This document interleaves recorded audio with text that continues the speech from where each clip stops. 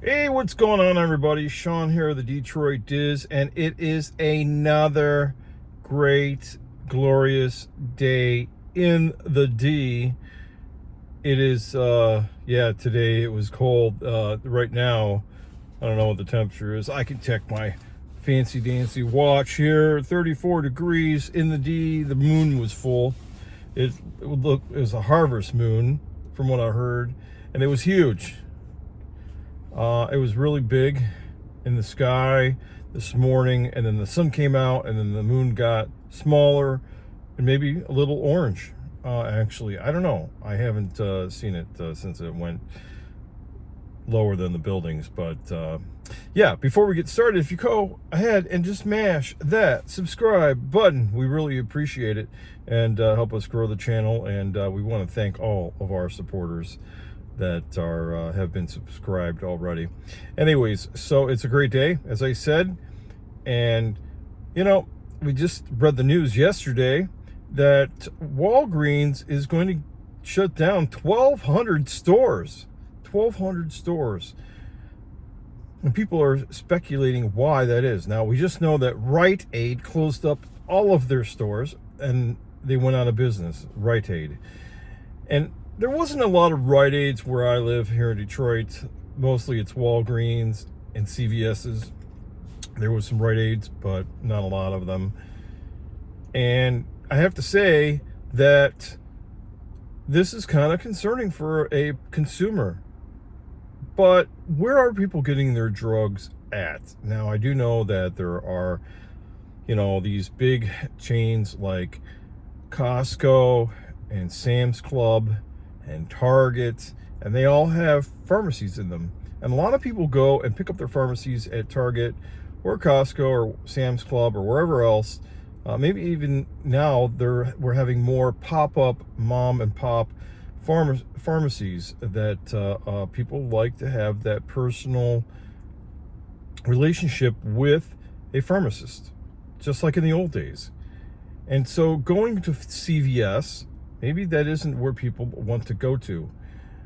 But at the same time, when I think about CVS and, when the pandemic has been going on, and even just before that, we have the flu shots and different shots and immunizations and stuff like that. CVS does a really, really wonderful job of getting you what you need. They also have, it's just a convenience thing, but they are almost a staple in every city that is CVS, a staple in every city, and they could be taking over Walgreens. Who knows? That would change a lot.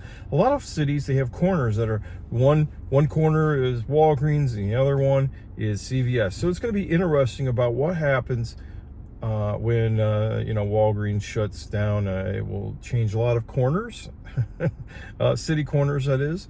And we'll have to see what happens.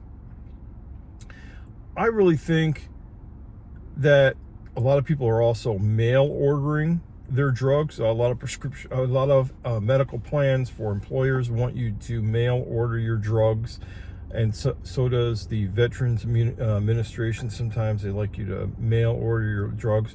A lot of people are taking these same drugs over and over and over again, meaning that a lot of the drugs that you get, you're getting a long, like a big supply of them, because you're taking them all the time. They're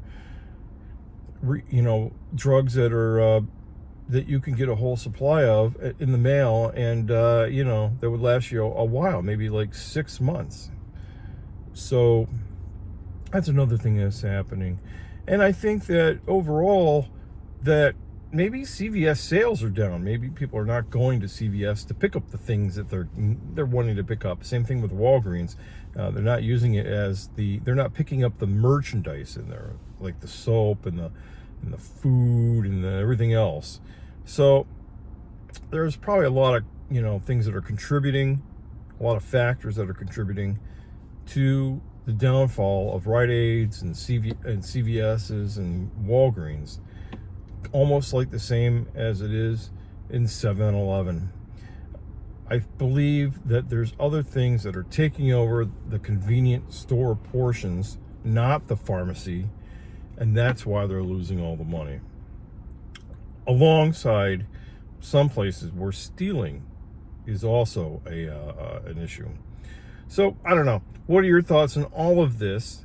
And I hope that you guys have a great Thursday morning. And we'll talk to you guys real soon again. For now, over and out.